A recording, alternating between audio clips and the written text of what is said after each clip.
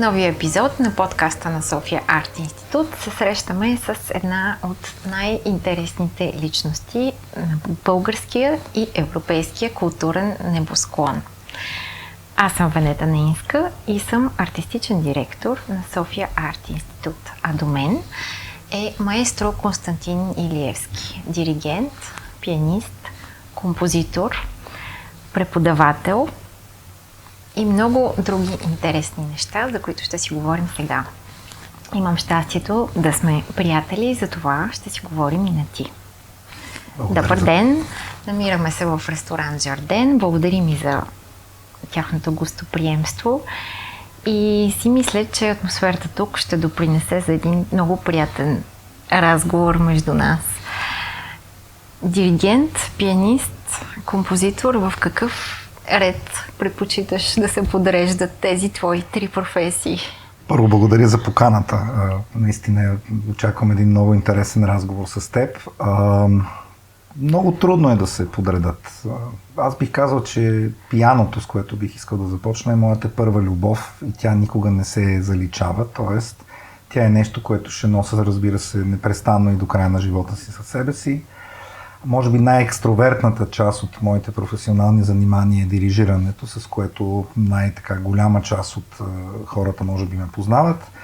А композицията не е професия, тя е по-скоро призвание. Тоест аз, за съжаление, или както аз го възприемам за щастие, имам проклятието да не мога да се отърва от това нещо. Тоест това е това, което ме буди през нощта.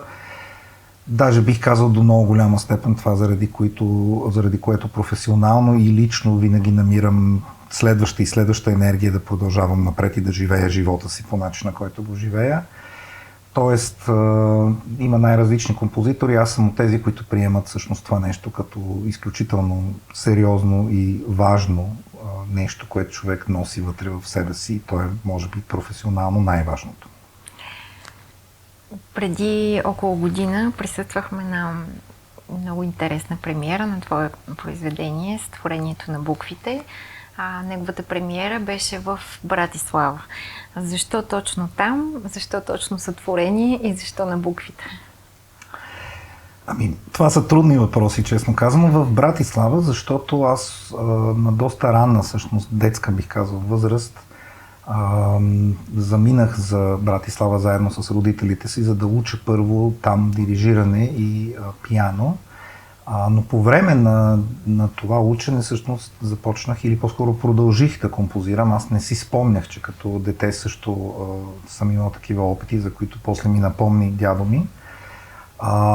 И всъщност завърших консерваторията в Братислава, в която днес преподавам също така, и продължих в Виенския университет за музика и сценични изкуства, в който кандидатствах, без да съм учил преди това композиция като специален предмет и дирижиране и пиано, и всъщност завърших дирижиране и композиция.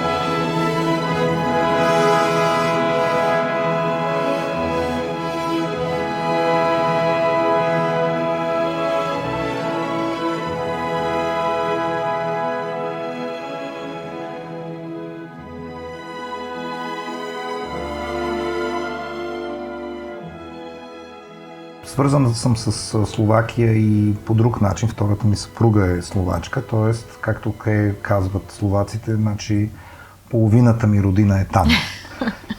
Също така съм диригент на Словашкия радиооркестър и много голяма част от моята професионална дейност се развива в Словакия.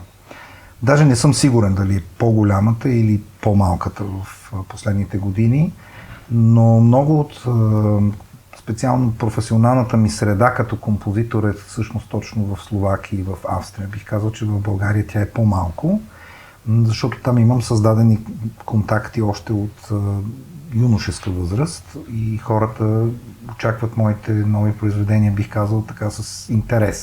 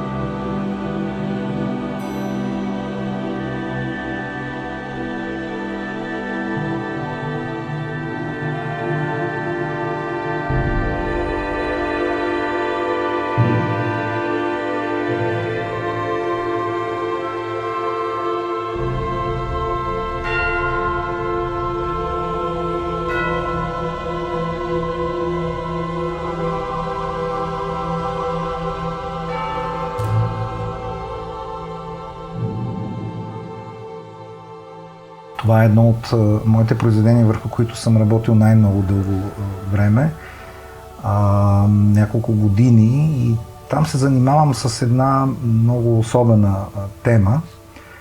Веднага в началото на нашия разговор достигаме до така интересна тема.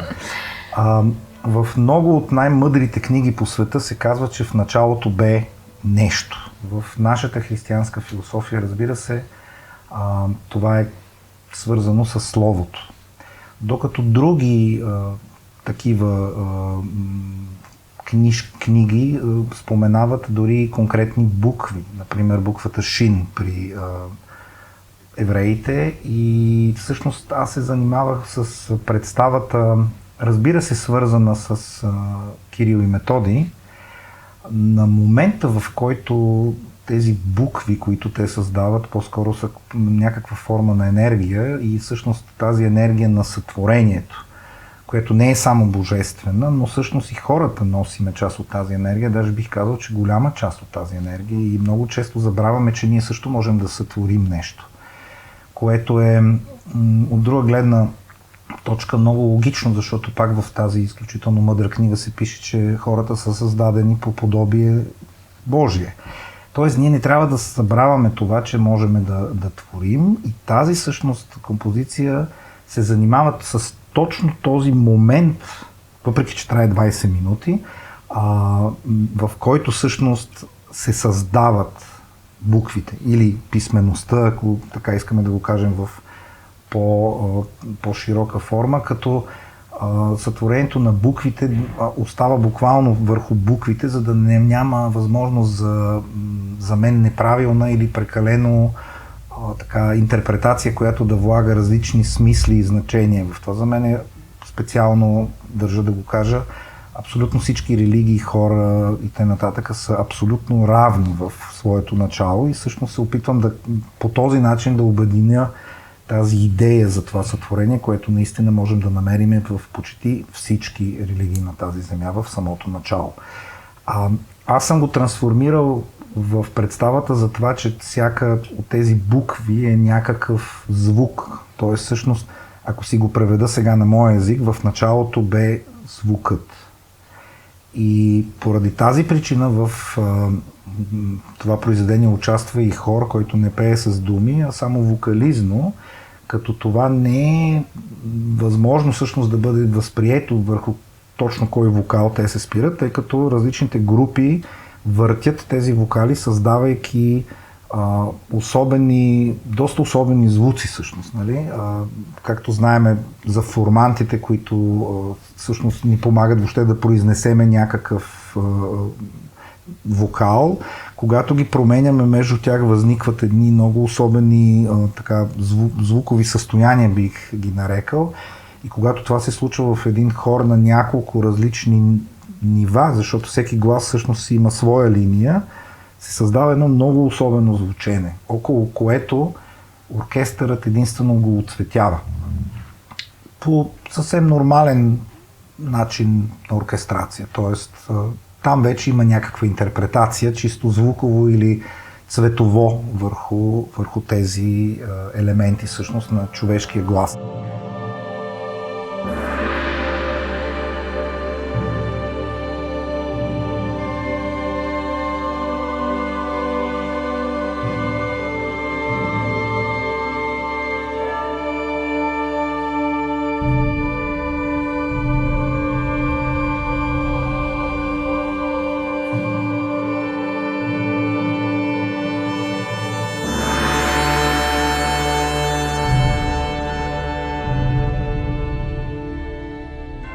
Като цяло пиесата има изключително, аз би го нарекал медитативен характер, като държа да кажа, че паралела с те наречените медитативни музики, които можем да си купим на най-различни дискове, всъщност го има, защото те също ни служат за това ние да се замислиме върху нещо, някаква мисъл. Общо взето, когато човек се намира в това състояние, той не мисли, а по-скоро остава мислите му всъщност да му кажат точно каква е информацията, която трябва да извлече от тях. И идеята на тази пиеса, за което много се радвам, говорейки с повечето слушатели, че това се получава, е те наистина да могат, докато слушат тази пиеса, всъщност да се потопат в атмосферата на това нещо и да достигнат до своето собствено сътворение. Дали вече от тях изхождайки или преди тях, това вече, разбира се, го оставам на всеки да прецени. Не мога да го обясна по-добре. Знам, че това звучи изключително така... За мен е изключително интересно, че с тази пиеса ти успяваш да избегнеш отговора на въпроса, кое е по-важно за теб, дали езика на музиката или словото.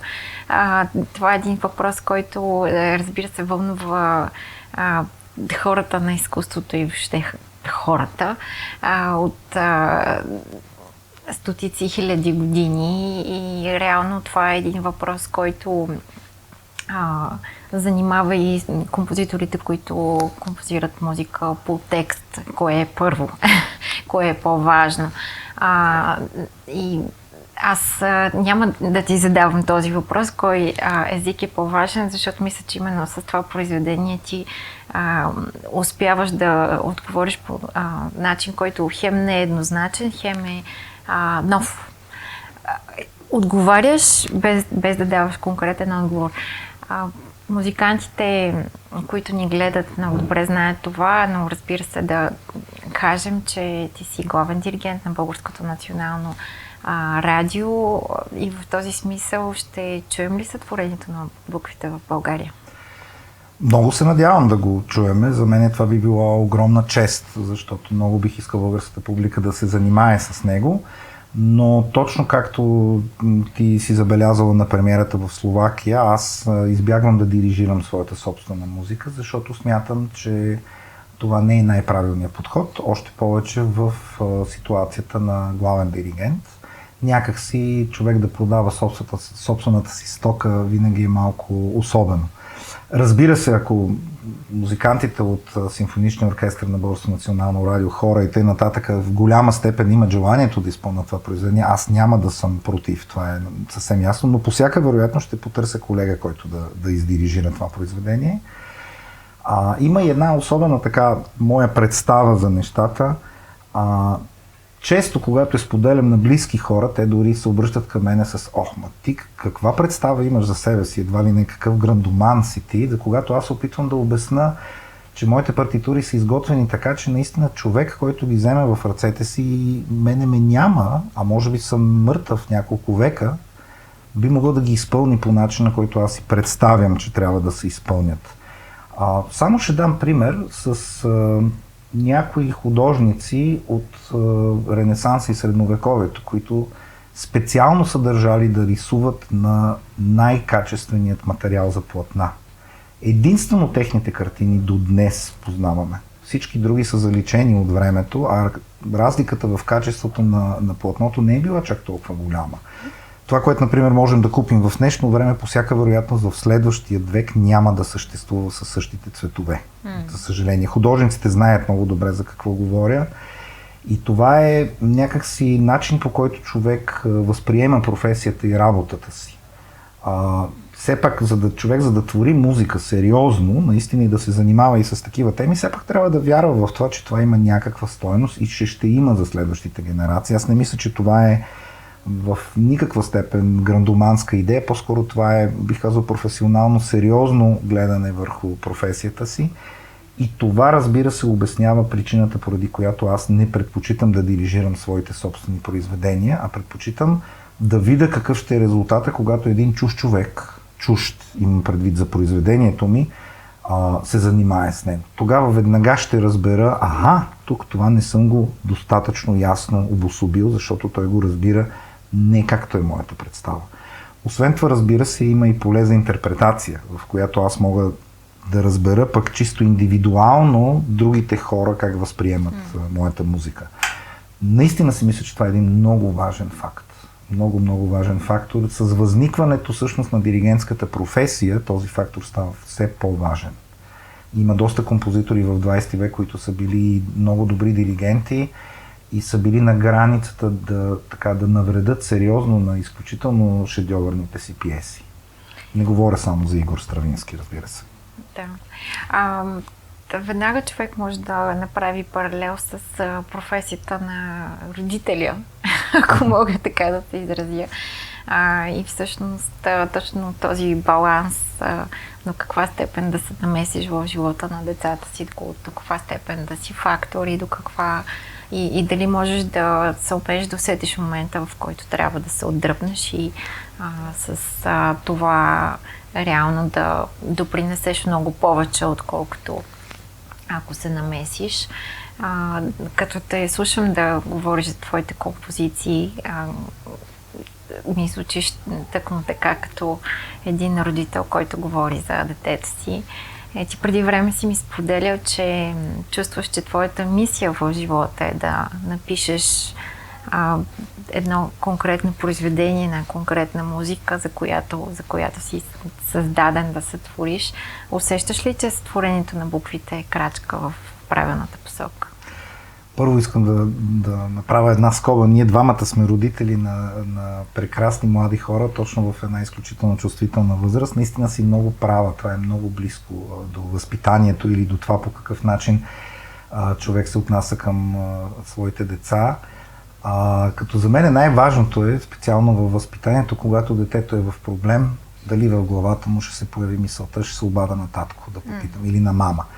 Тоест, така е и в композицията. Това, което човек носи в себе си като представа или като някаква идея, аз обичам всъщност да казвам даже на своите студенти, които по някой път са така много разколебани в своите собствени възможности, че всеки един композитор, който сериозно приема тази професия, трябва да вярва в себе си. Защото нека да вземем тезата, че Йохан Себастиан Бах или Бетовен или Моцарт или всички тези огромни гении не са вярвали в това, че ще направят нещо за човечеството напред. Сигурно и тяхните роднини и хора, живеещи през тяхното време, са гледали доста особено на такъв тип вяра в възможностите и способностите на някой човек. А аз се опитам наистина в това отношение да остана изключително по възможност наистина най-трезвен, за да мога да се доближа най-много до това, което вътрешно усещам, че е всъщност причината, поради която въобще се занимавам с този тип изкуство. Сътворението на буквите определено е крачка в тази посока голяма. Аз не говоря за конкретна пиеса, която смятам да напиша, която ще промени света. Наистина бих искал и може би като дете вярвах, че може да възникне такава музика, която изведнъж да спре световните войни и т.н. За съжаление, вече осъзнавам, че това е малко романтична представа за нещата. Че това е една очарователна идея, не бива да се отказваш от нея, въпреки всичко. Да, просто в течението на времето и имайки възможност доста да пътувам през своя живот, разбрах, че хората наистина са много различни на нашата планета и търся всъщност първично общото между тях, което всички го разбират и усещат по един и същи начин. Нескромно твърдя, че в тази пиеса има нещо такова. Нескромно твърдя, че въздействието и върху независимо откъде е дошъл човек би било подобно. Тоест, универсалността на езика, който до някаква степен сега все още мисля, че доста примитивна база съм успял да постигна в тази пиеса, мисля, че е абсолютно в правилната посока. Той по принцип произхожда от едни съвсем нормални правила и закони, които съществуват на нашата планета. Жалко, че много късно разбрах, че всъщност бих имал нужда да разбира малко повече от физиката, която надхвърля нашата планета, но за съжаление това е толкова необятен материал, че няма да имам сигурно времето в този живот да се занимая с това, защото физиката, за която ние учим и ползваме и което всъщност смятаме, че е правилна, няма нищо общо с истината. Това го знаеме и само когато напуснем пределите на нашата планета, тя престава да съществува по начина, който съществува. А за своята музика аз бих искал поне да си отговоря на въпроса защо времето протича по различен начин в космоса, отколкото на нашата планета. Защо гравитационните принципи и закони са такива каквито са, защото аз ги използвам в своята музика. И то не по начина на хармония или на формални съотношения. Това не е нищо ново, разбира се, че хората отдавна са мислили по този въпрос, ами по-скоро като психологическо въздействие върху слушателите. Всъщност, това, което мене ме интересува е Ти направи голям комплимент, казвайки, че съм написал нещо ново, защото всеки композитор иска да напише нещо ново. Аз по-скоро се опитам да развия области, които в музиката съществуват, но не им се придава за сега прекалено важно значение. Те всъщност са много важни. Например, работата с слушателя по време на изпълнението на едно музикално произведение. Композитора всъщност трябва да се замисля за това до каква степен и до какво емоционално-психическо състояние той довежда своя слушател. Дори според мен трябва да мисли за слушателя си в няколко категории, като слушател, който слуша с интерес и такъв, който случайно е дошъл на този концерт и всъщност въобще не е позитивно настроен да слуша тази музика и трябва да преценя в рамките на произведението си сега до каква степен този човек какво преживява. Това за мен е много важно за драматургичната структура на моите произведения, защото всъщност мене ме интересува тази интеракция, бих е нарекал, между музиката и вътрешният свят, емоционално-психологичен на хората. Това е, може би, до някъде някакъв нов елемент. Въпреки че има композитори, които работят или са работили в тази посока. Един от тях е Сиерино Шелси, например, чиято музика много, много рядко надхвърля границите на един тон. А най-дългите му произведения траят към един час. Тоест, при него, разбира се, базата за това нещо или първичният импулс произхожда от малко по-различна атмосфера, нека да я наречем, защото той е изключително повлиян от музиката на Азия, главно индийската музика, която всъщност в рамките на един тон различава много, много различни фасети, много повече от нашите известни четвърт, шестино и осмино тонове. Така че той там е намерил своята представа. Аз в рамките на интонирането за себе си пък следвам една представа, която говори за тона по-скоро като сфера, отколкото като ядро. Тоест, ако ние си представим, сега това е може би малко тясно за музикантите, които ни слушат, но ще се опитам да го обясня така, че всеки човек да го разбере. Ако дадената точка е точно тона и аз обаче кажа, че не малко над него и малко под него, той също е този тон, само че не го разделям и не го сравнявам с центъра, показвайки сега съм по-високо, а сега съм по-ниско, ами просто цялостно това нещо е по-скоро не като точка, а като едно петно. Всъщност този тон става сфера. Той става просто по-широк в обсега си. Това е нещо, което всички хора, дали го разбират или не го разбират, го чуват. Това е много, много особено. Интересно е, че просто в музиката много малко сме се занимавали с точно това нещо. Много интересно, че ти говориш за изключително конкретно позициониране на и така практически подход в обясняването на начина, по който мислиш в музиката.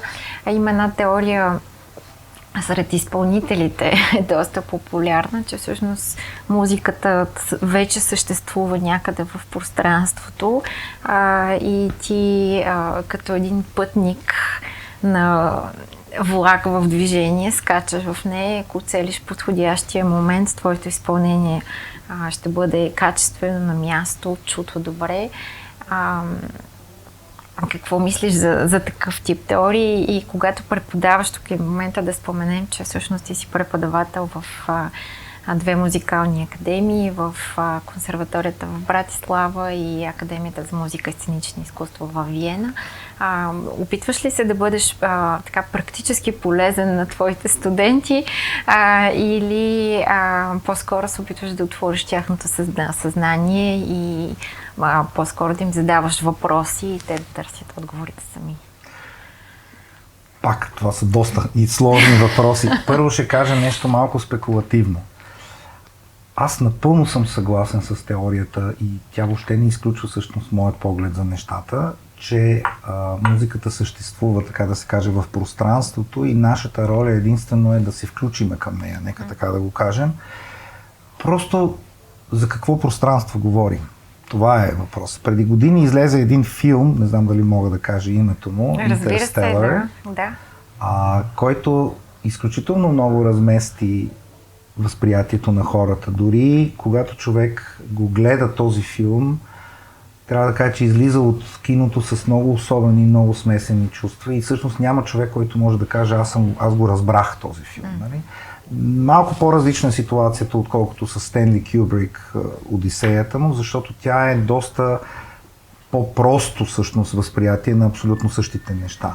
Тоест, времето и пространството, в които живеем ние, може би не са точно времето и пространството, в които очаквам, че тази моя музика се намира и аз само трябва да се включа към тях. Но това не означава, че тя не съществува.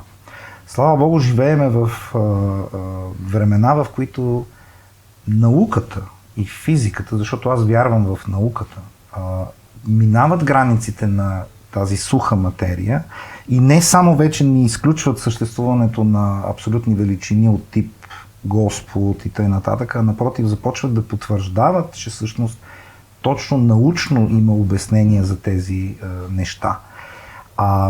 Просто аз мисля, че и там има музика и всъщност ние бихме могли да се опитаме да се включиме към канала на тази музика. Само това, което споменах, че времето протича различно, само когато минеме няколко километра нагоре, е достатъчен факт, за да докаже, че това, че ние тук не живеем в това пространство, не означава, че там го няма. За мен вътрешният свят на човека, доказано е, че мислите на човека се движат с изключителна скорост, която даже не би могла да бъде обхваната в нашата димензия като такава. Това, че нямаме много обяснения все още, не означава, че те не съществуват. Така че, според мен, трябва човечеството, вместо да се движи в посока и да мисли върху неща, които може би трябва да забрави, по-скоро да започне да мисли върху този тип неща. Но сега идва следващата теза. За да мога въобще да си позволя да се занимавам с такива мисли, аз трябва или да съм луд, или да съм човек с изключително самочувствие, който смята себе си за гений, за това, че се ражда такива мисли в главата на някой си. По-вероятно е обаче това да е някой, който просто да има така измишльотини и фантазии в главата си. Единственият друг начин и път е аз да се стрема непрестанно да усъвършенствам това, което е в ръцете ми. Тоест материалната част на всички тези явления, които ще ми помогнат да се доближа до тяхното разбиране или евентуално някаква много малка част от тяхната асимилация, аз мога материално да се подготвя за това. Тоест аз мога да увеличавам непрекъснато знанията и уменията си, очаквайки, че в някакъв момент те няма сега тук да сътворят един портал, през който аз ще мина като Stargate, но някъде дълбоко в главата ми ще разширят съзнанието ми до възможността, може би в един кратък момент да имам, отново ще използвам сега думата, чувството, че всъщност обхваща малко по-широка част от тези явления и се опитвам да се включа към тази музика. За съжаление, тъй като предполагам, че се намирам в момента в частта от живота ми, в което когнитивните ми възможности са в най-развитата си форма, че това нещо може би с времето също може и да се загуби. Много рядко говоря за това, защото смятам, че хората с особено отношение, слушайки за тези неща, в най-добрите им представи има чувство, че това е странно. Но понеже ме попита и понеже се разбрахме, че това ще бъде интересен разговор, се опитвам да кажа за тези мисли, за които може би много голяма част от хората, които ме познават, не предполагат, че нося всекидневно с себе си. Може би това е и причината, поради която толкова малко спа, например, защото тези мисли не ме напускат непрестанно и навсякъде и са свързани абсолютно с цялата част от живота ми. Колкото до моите студенти, аз се опитвам да им дам това, от което те имат нужда. Някои имат нужда от абсолютно чисто, прагматично, технически развития на техните възможности. Други имат нужда наистина от този тип философстване, така да се каже, или от това човек да им покаже пространството, което те не виждат, вторачайки се в даден елемент, който се опитва да усъвършенстват. А има и такива, които трябва да бъдат добре, интензивно разтърсени в това да разберат какво всъщност точно правят. Защото има такива, които може би трябва да правят нещо друго, а има и такива, които може би трябва да разберат, че трябва да правят точно това, което правят, но трябва да се занимават много по-интензивно с тях. Тоест, всеки един от моите студенти, една много банална мисъл, но при мен е наистина 100% истина, е изключителен и абсолютно уникален за мен. Всеки един човек, с който, независимо дали е на 5 или на 50 години, това е горе-долу границата на моите студенти и ученици, 60 даже, извинявам се, се опитвам към неговия свят, към неговите възможности и способности да имам неутрално, така, да се отнасям към него индивидуално, за да мога да разбера с какво точно мога да му бъда полезен. Разбира се, личният опит, който човек натрупва по време на живота си, може да е много полезен за студентите, но много рядко е точно този, който те имат нужда да чуят, защото няма да минат по твоят път, който човек е минал. А това някой път е много трудно и е свързано с изключително голяма дисциплина човек да задържи себе си на заден план, т.е. да не се проектира в своите студенти. Връщаме се, на темата за родителството и за това дали дирижираш своите собствени произведения. Една друга теория. Да обсъдим. Мислила съм си, че всъщност се проява на голям хуманизъм, когато един творец създава своето произведение, независимо дали това е картина, композиция или каквото и да било, за да може то да достигне до някой извън него.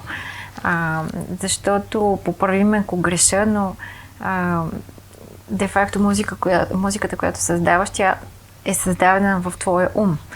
Тоест ти нямаш необходимостта тя да бъде написана на хартия, да бъде научена от съответните музиканти, изпълнена на концерт, за да ти да я чуеш.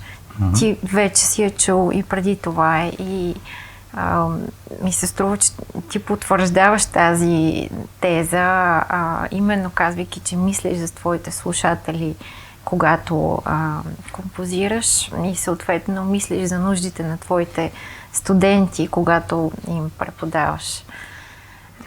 Това е един интересен паралел, който аз самия не съм направил със себе си. Ти си изключително добър психолог, за да... Даже бих казал, че това е една много хубава мисъл, която ще отнеса от този разговор и върху която ще мисля че доста време. Да, наистина, музиката съществува в представата на композитора вече в пълната си форма. Или поне би трябвало това да е така.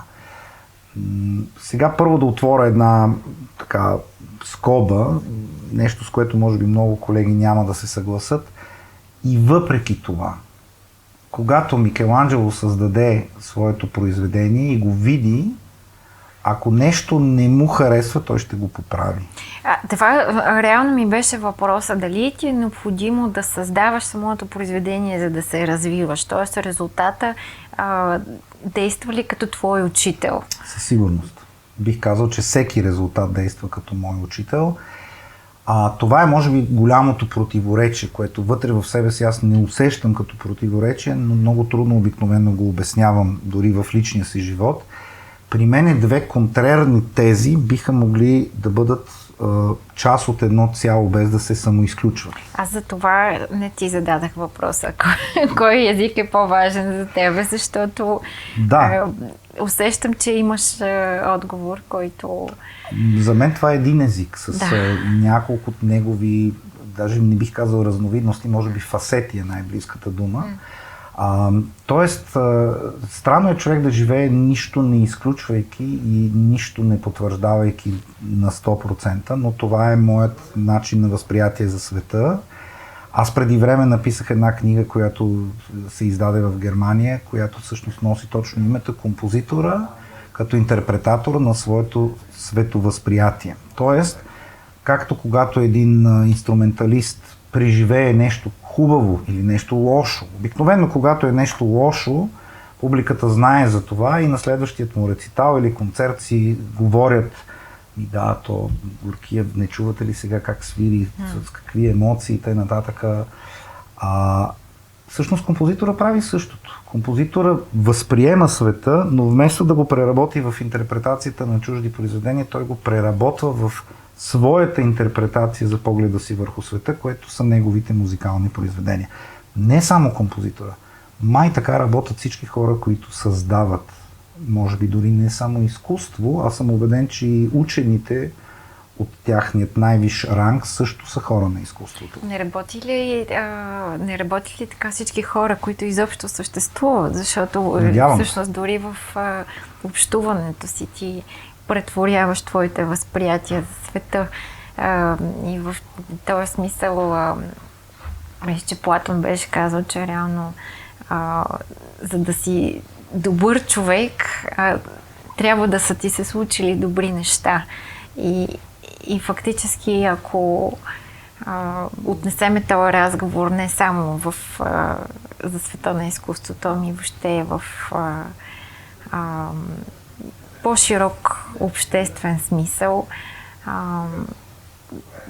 това е разбиране и това отношение към твоите слушатели,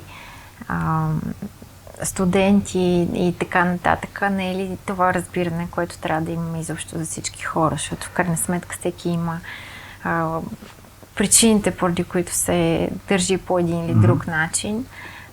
Но тук, разбира се, се намесва и въпроса до каква степен човек може да обуздае тези пориви и до каква степен трябва да ги обуздае. Защото в света на изкуството, като че ли границите са по-размити и повече неща са позволени.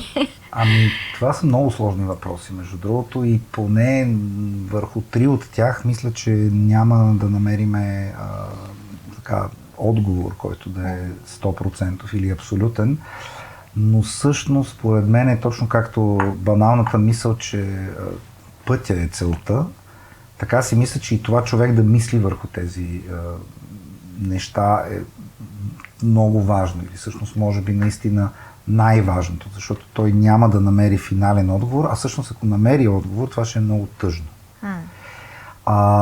Някак си не се чувствам изключително компетентен да кажа дали това е така за цялото човечество, но разбира се, в някаква част от себе си аз вярвам, че това е така, няма как да го крия. Но не мога да кажа, че аз съм този, който може да определи, че това е за цялото. И това не е излишна скромност, това е наистина начина, по който живея, защото съм се убедил вече в това, че всеки един ден и на най-непредполагаемите места човек може всъщност да научи нещо ново или да обогати световъзприятието си. Колкото до другата теза, с нея не съм съгласен. Това мога да го кажа съвсем откровено. той е с Платон. Не съм съгласен, че човек трябва да му се случили хубави неща, за да може да бъде хубав човек, така да се каже, или да дава нататъка хубави неща. Това е най-лесният път и би трябвало той да бъде възприет, според мен, ето сега говоря без да искам леко наставнически, но от обществото. Тоест, ако ние всички заедно се стараеме да бъдем малко по-добри един към друг, само че последната голяма личност, която е правила нещо такова, бе разпъната на един кръст. Извинявам се, че цитирам Дъглас Адамс, може би се досещаш галактическият стопаджия. Явно човечеството не харесва този тип хора, които го учат да бъде, да го наречем, по-добро. И всъщност за мен в някаква степен съществува въпроса, и той е екзистенциален, дали всъщност доброто е по-важно от злото и дали всъщност нещо като добро и зло фактически съществува. В много ситуации, ако просто промениме парадигмата, доброто се превръща в не толкова добро и да не кажа даже в зло или лошо. Тоест универсалното възприятие за нещата с желанието и старанието да не навредя на никого, но може би и да не помогна прекалено много на никого, за да не променя пътят му, по който той се движи, е може би най-правилният начин за възприятие на света. Между другото, софистите вярват в нещо подобно, будистите в някаква степен, но там нещата се пречупват, когато стават индивидуални. Така че това са теми, за които, слава Богу, това не е полето, с което се занимавам. Философията или въобще този начин на мислене е нещо изключително трудно и много отговорно, защото всъщност се занимава с масите хора. Важното, това, което всички усещаме, е, че майче това, което в момента правиме, не е точно това, което трябва да правиме. Защото все още сме способни да убиваме един друг. Това е абсолютно последното нещо, което си представям, че може да бъде позитивно между две същества от какъвто и да е вид. Нали? Това е ужасното. И мисля, че не е толкова трудно това да се промени. Просто на хората им липсва все още това желание да го направят. Как се възпитава това желание? Може би по начина, който е казал Платон, се възпитава най-лесно. Тоест, ако ти наистина цял живот си в една атмосфера, в която ти се случват главно хубави и добри неща и това не доведе обаче до тоталното ти разглезване, ако някой все пак се старае и за това индивидуалността ти да не вземе връх под формата на нарцизъм, защото много лесно в добра атмосфера това нещо се създава, ти сигурно ще си по-склонен към другите също да се отнасяш по такъв добър начин, защото това ще си видял и за тебе това ще бъде нормалното.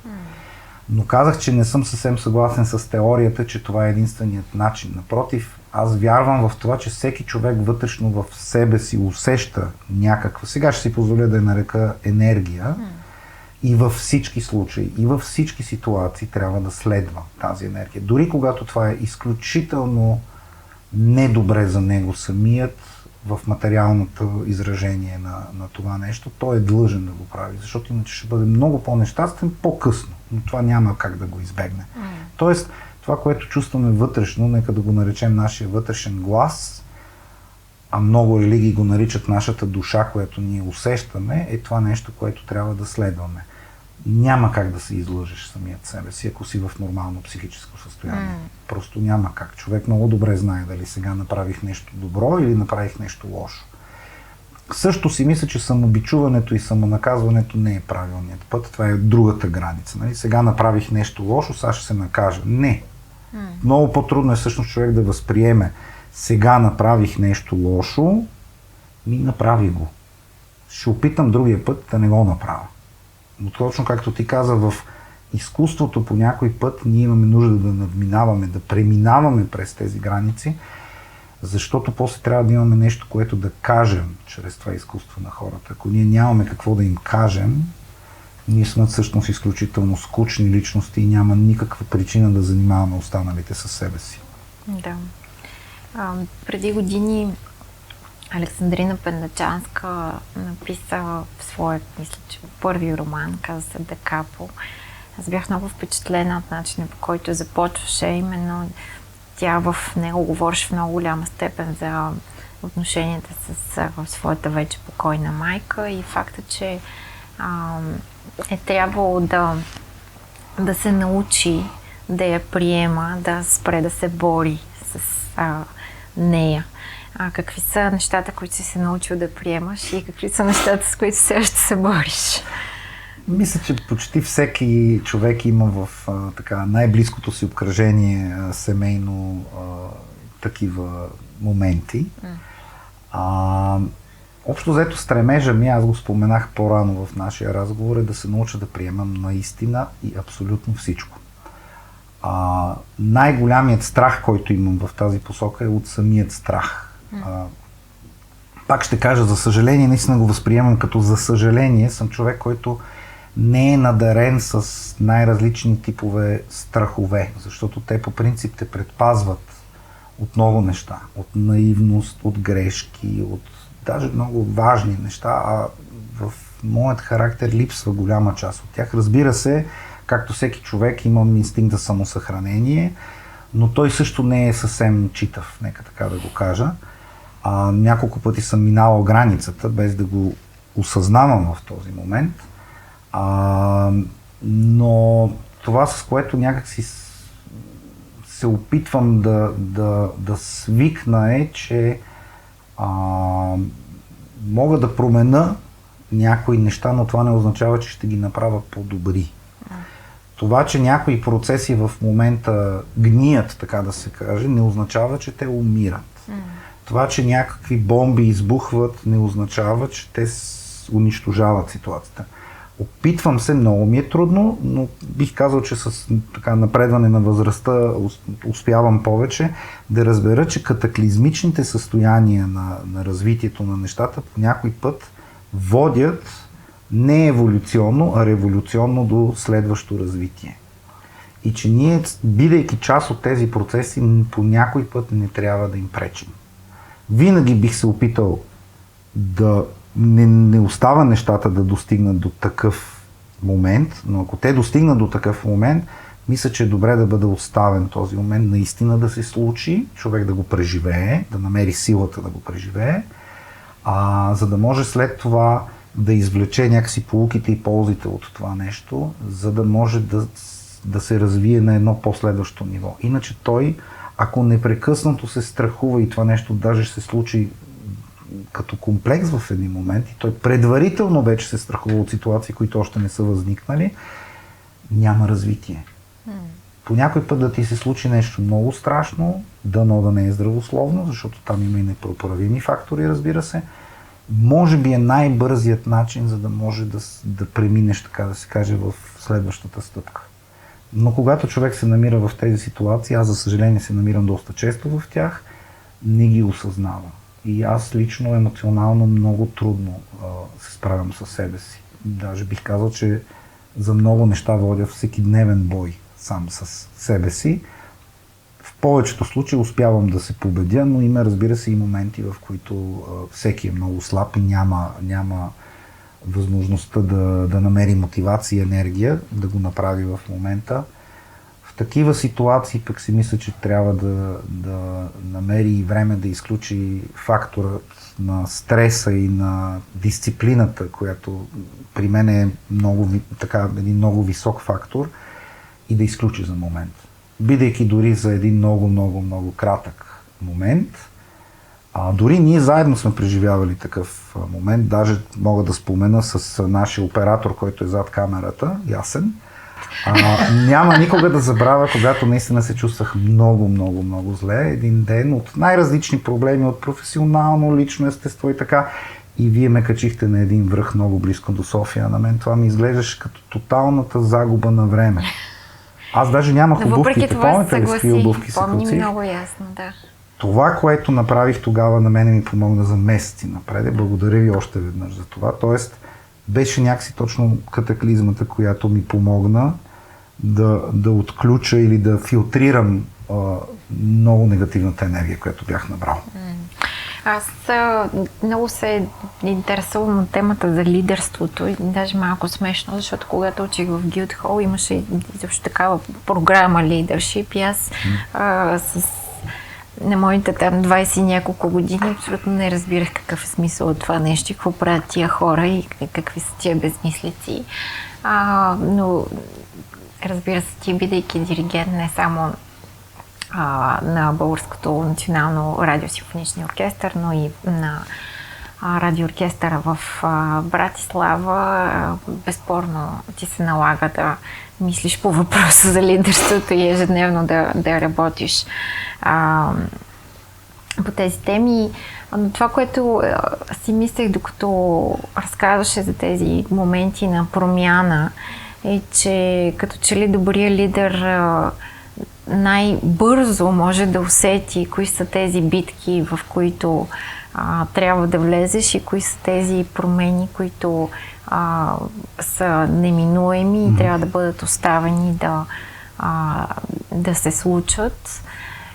И наскоро разбрах, апропо, че този тип мениджмънт на промяната е нещо, което откровено се изучава в корпоративния свят и това си е важна тема. Мисля, че е важна тема отново. Винаги, когато говорим за такъв тип широко обхватни теми, можем да ги съотнесем не само в работния свят, но и в личния свят на човека. Така че ми е интересно, да, ти като лидер в една или в друга ситуация, твой опит какво е показал? Колко често успяваш на време или въобще какво означава на време да прецениш кои са промените, кои са нещата, за които човек трябва да се бори на всяка цена, да останат непроменени. Защото очевидно е, че еволюцията и революцията в живота на човечеството са базирани на промяната. Много интересно е, че точно тази тема в момента споменаваш, защото аз в момента работя върху... Всъщност нещо неизвестно за българските ни слушатели. Аз имам и научна дейност, като бих казал, че тя всъщност е така, може би сравнена с другите ми дейности на едно много високо ниво. Аз изнасям всъщност лекции за много интересни маси от хора или общества. Например, за Академията в Лихтенщайн, която се занимава с надарени млади музиканти, но сега точно юни месец ми предстои една много голяма такава лекция за световната организация на топ хирурзите. И всъщност точно темата е Leadership in Orchestral Conducting, т.е. как се ръководи един оркестър, защото тези хора, чието събиране, между другото, е в Конгресния център на Люцерн, където познаваме Люцерн фестивала, т.е. това са лекции пред няколко хиляди души, смятат, че тяхната професия, а това са топ хирурзите на тази планета, е най-близка до професията на един диригент. В процеса на връзката, когато започнахме да говорим, аз така много на шега споменах, че да, всъщност наистина може би професията много си прилича, с единствената разлика, че когато диригента направи грешка, никой не умира, нали? И един от тези хора каза ми, да, то всъщност в модерните ситуации не винаги, когато хирурга направи грешка, пациента умира. За да разведриме малко атмосферата, когато пациент иска да живее, и медицината е безсилна, както се казва. Така че това са много особени теми и те засягат, между другото, в голяма степен личния характер на хората, които се намират на тези позиции и вече тяхните възгледи и даже ще го нареча вярвания. Вярвания в смисъл почти религиозни вярвания. Ето, например, нещо, в което аз вярвам. Аз вярвам в демокрацията. Въпреки, че ти ме познаваш като човек, аз съм изключително консервативен. Аз прегръщам либералните идеи, които не изключват моите представи. Тоест, аз си представям общество, в което хората живеят абсолютно както те желаят да живеят, по начина, който те желаят да живеят, без абсолютно нищо, нито етика, нито религия, нито нищо, за което говорихме, да има правото да им казва по какъв начин да водят своя живот. Но в момента, който те се срещнат с други хора и трябва да правят нещо заедно, съществува момента на демокрацията, в която всъщност по-голямото количество от хората решава за по-малкото количество от хората. И това са едни много особени процеси, защото това по-голямо количество от хора не винаги може би е съставено от най в обществото. Напротив, тези хора, които са... Количество и качество не винаги съвпадат. Много е трудно да се говори за качество, когато говорим за хора, защото всеки един човек, както преди малко споменах, всъщност като качество е абсолютно индивидуален и всеки един човек, даже когато не го предполагаш въобще, може да те научи на нещо. Това е много важен факт, който според мен не трябва да се забравя. Между другото, това нещо се отнася и до децата. Децата не са по-глупави от нас в моята представа, те просто имат малко по-малко опит от нас. И това е единствената разлика. Но просто тези процеси на демокрацията според мен са много важни. Ние трябва да разбереме като общество и като цяло, и това изключително много се отнася до работата на един диригент, че деспотизма като такъв не е правилният подход. И той в обществото води до много голями катастрофи и катаклизми, а в музиката той просто се чува. Съжалявам да го кажа, това е моето мнение. Българите имаме най-различни поговорки в тази посока и трябва да кажа, че те са доста близки до истината, т.е. с задължение и понеже трябва и с налагане не се прави добре изкуство.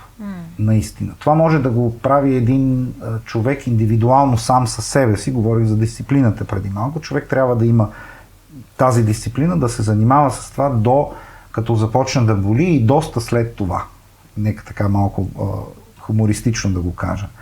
Но когато човек е отговорен за протичането на някакви процеси, той просто трябва да вземе предвид критичното мнение на мнозинството и по възможност, без да му навреди или без да го промени дори тенденциозно, защото това, когато човек е в лидерска позиция, не е много трудно и много странно да го прави, но не е правилно да го прави, той трябва да се опита своите представи да внедри до възможно по-висока степен в мнението на това, нека да го кажем, критично общество. Това въобще не се отнася само за музиката. Като има пък неща, от които не трябва да отстъпва, защото иначе се губи неговата стойност като лидер. Тоест, когато човек е избран за лидер, аз между другото не обичам тази дума. Въобще не я харесвам. Наистина, по-скоро бих казал, че отпредена една глутница от вълци се движи просто този, който може да преживее първия удар. Това е всъщност, може би, по-правилната представа за нещата. И никой лидер не е повече от своите съмишленици, защото той сам без тях всъщност е нищо. Лидер на самия себе си. Много смешно, наистина. Но начинът, по който лидера работи с тази група, е особен. Той трябва да може да убеждава, но така всъщност трябва да може и да взима решения, които не винаги са лесни. Даже бих казал, в повечето случаи са трудни. Най-добрият вариант е тези решения да бъдат огледални на това, което мисли мнозинството, но по някой път се налага да се взимат и решения, които са стратегически за развитието на тази група от хора и може би част от тях не го осъзнават в момента, но ще го разберат след известно време и човек просто трябва да има някакси издръжливостта да изчака това време. Всички подходи, които граничат с деспотизма, за мен не само, че не са правилни, а те са всъщност пълната проява на безсилие и слабохарактерност. Това е точно както възпитанието на едно дете, за което си говорихме. Да, има и лоши деца, както ги наричаме. Аз, например, бях едно от тях. Аз бях изключително трудно дете и много труден характер. И още в детска възраст осъзнавах, че когато някой ми се разкрещи, това е предела. Оттам нататък той няма да ме набие. А дори да ме набие, оттам нататък той вече съвсем е загубил този бой. Тоест, когато човек работи с една група от хора, той никога няма право да нарушава начина, по който неговото възпитание и възприятие за света му казва, че трябва да се държи с другите хора, дори отношението от другите хора към него да не е такова. Това е много трудно, защото всеки от нас все пак имаме в себе си някаква индивидуалност, която ни кара да си връщаме или да реагираме и така. Но ако човек не може да преодолее това, наистина не смятам, че лидерските позиции са важни за него. Защото лидер за мен не означава някой, който казва на останалите какво да правят, а някой, който всъщност директно с личния си опит показва на останалите, ето така може да се направи. Да, минаваме границите си, да, по някой път това е свързано с болезнени състояния, но можем да го направим така. Айде сега заедно да го направим. Само и единствено по този начин, според мен, се постигат истински трайни резултати. Всичко друго може да даде за някакъв даден момент много по-бърз резултат, но не и траен и по-качествен резултат. Точно тази концепция за заедността е моята теория, това, което е всъщност най-големия провал в българското образование. Но да, разбира се, София Арт Институт постоянно се занимава с този въпрос. Включително и наскоро в Кук Култура, една от нашите програми, гостуваше на 11-класници в столично училище и разисквахме въпроса за Кристо и Жан-Клод, една от техните инсталации в Япония, в която са успяли да убедят близо 1000 собственика на земя да се поставят елементи от тяхната инсталация в тяхната земя. И задавайки въпроса на учениците, защо според вас тези собственици на земя бих се съгласили да участват в тази идея, трудно достигнахме до един възможен отговор, а именно ако някой човек има мечта, ти можеш просто да му помогнеш тя да бъде осъществена и с това да се изчерпва твоята мотивация. Нямам представа как тази концепция за ние работим заедно, ние сме заедно и да, аз формално съм лидер или учител на даден клас ученици или директор на дадено училище, как може да бъде внедрена в нашата образователна система, но все пак много често си мисля, че това е един от въпросите, които би следвало да адресираме първи. За съжаление, това е въпрос, който не се опира само до нашата образователна система. Аз мога да говоря, моите впечатления са главно от Азия и Европа. Ти имаш повече такива, може би, от Америка. Но Европа като цяло е в огромна криза на образователната си система и в държави, които се грижат за това тази образователна система да не се разваля, нека така да кажем. Докато в Азия нещата може би са точно обратното, но там пък нещата са оптимирани от към техническата част. Тоест, отново опираме до това, дайте да ви научим това, дето със сигурност е правилно. Има някои държави в Европа, в които се правят експерименти в рамките на образователната система. Разбира се, всички знаем за Финландия. Аз съм леко скептичен спрямо образователната система в Финландия и всъщност бих искал първо да изчакам 2 генерации, да видя какво точно ще се случи. Изглежда, че тя дава много добри резултати. Но има и типове училища, които всъщност работят с такава система от почти 1 век, например Валдорф и много други. Не съм убеден. Аз преди малко, когато говорих за това как човек да работи с една група от хора, споменах, че демокрацията е изключително важна и че той трябва да се съобразява, но че има и ситуации, в които трябва да бъдат, сега ще използвам думата, съхранени и пазени едни ценности, които човек не трябва да дава да бъдат нарушени. Разбира се, целостността им може да бъде нарушена в някаква форма, но не и те да бъдат заличени, защото иначе тогава загубваме всъщност всякаква връзка с миналото и с наструпаните ценности и знания, нека така да го кажем. Определено образователната система като цяло, това е обаче само мое скромно мнение, което в никакъв случай не искам да бъде възприемано като професионално, а по-скоро като лично, има нужда от огромна реформа. Но тази реформа не трябва да протече на база техническа величина на образованието, а по-скоро идеологическа, извинявам се за тази дума, защото тя може да бъде оцветена в много лош размер. Аз просто по-скоро имам предвид, че така си го представям, умните глави на тази планета трябва да се съберат и всъщност да направят малка корекция какво децата и младежите в 21 век всъщност е нужно да научат в рамките на задължителното основно образование и какво е излишно те вече да учат, защото неговата роля са заели машини или просто се изчерпало във времето с развитието на обществото. Един много банален пример.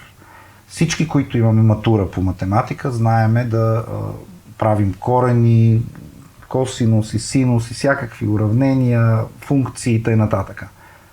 Обаче, когато за първи път трябваше да направя данъчно признание, това беше данъчна декларация, най-страшното нещо, което съм преживял в живота си. Се чувствах като най-глупавият човек на света.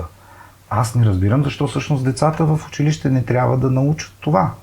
Или дали мъже или жени вече няма значение в нашия век, но защо децата в училище не трябва да научат как се прави, например, един семейен бюджет.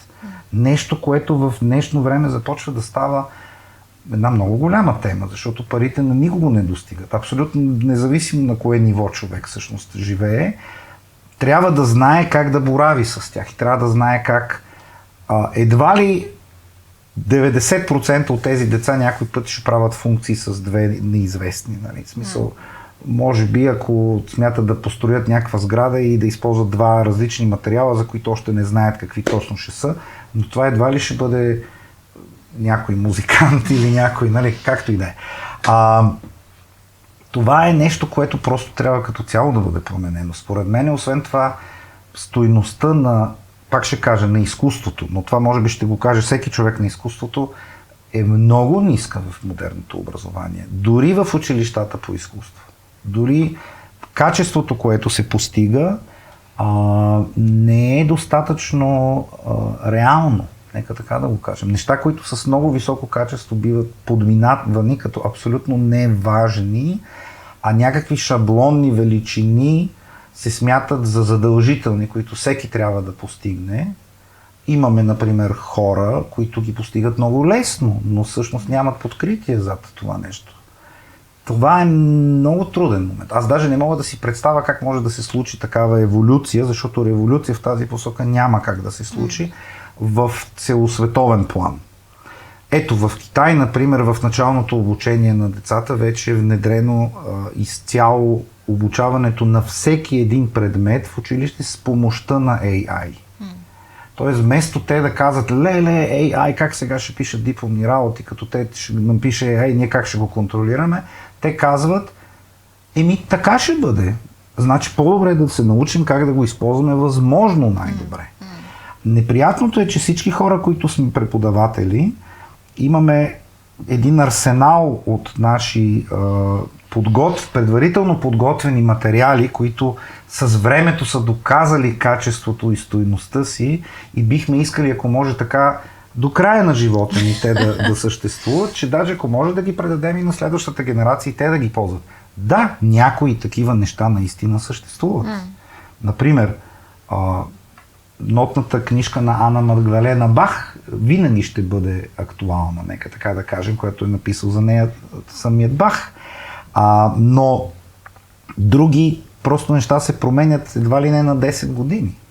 И ако човек наистина има желанието да възпита следващата генерация, така че тя да направи следващата крачка напред, трябва да възприеме идеята, че ако следващата генерация е по-добра от мен, аз съм излишен. И това е супер. Защото ние всички ще умрем. И просто това е нещо, което за сега няма как да променим, а ние ще можем да живеем единствено, когато предадем това, което имаме на следващите и видиме как те разцъфтяват повече от нас. Но това отново е свързано по-скоро с това индивидуално възприятие, за което говорихме, че всички ние хора прекалено много робуваме на собственото си его, всъщност. И прекалено трудно говориме за тези неща, които ние днес си говориме с останалите, защото просто много крака настъпваме веднага. Това е истината. Тоест, за да глобализирам малко нещата, не мисля, че това е проблем само на нашата система, образователна система. аз дори си мисля, че нашата генерация, ти си много по-млада от мен, но все пак нека така да обобщя нещата, в едни много трудни политически времена профитира от една доста добра система, така образователна. Аз поне така като погледна хората от нашата генерация по цял свят са доста успешни. Как това е било възможно да се случи в една много по-сложна и даже бих казал по-негативна политическа ситуация е много неясно. Виждаме как една държава, която само преди 50 години беше водеща в някои посоки, точно образователно говоря за Иран, днес е на дъното. И то обществено и цялостно. Така че просто това са въпроси, по които трябва наистина... Те трябва да станат приоритет в политиката всъщност на всички държави, но някак си няма за сега съгласието по тази тема. Въпреки че все още това съгласие го няма, предлагам да завършим на позитивна нота, именно, че тези въпроси, образованието и изкуството, качеството трябва да станат приоритет в световен мащаб. Мисля, че е хубав край на нашия разговор. Това, което ти каза за ролята на преподавателя, според мен е много ценно и не е ли точно това целта, висшата цел на всеки един учител да освободи ученика си от нуждата от него възможно най-бързо. Така че това са позитивни мисли все пак. Така е, да. Вярвам. Така че благодаря ти много за този разговор. Много се радвам, че именно тези бяха темите, които засегнахме. Надявам се, че тези, които ни гледат, ще мислят по същия начин. Аз много благодаря за поканата. Беше изключително интересен разговор, наистина. Благодаря. Благодарим и на ресторант Жарден, които домакинстваха на нашата среща днес. Беше ни уютно, спокойно и до следващия подкаст на София Арт Институт.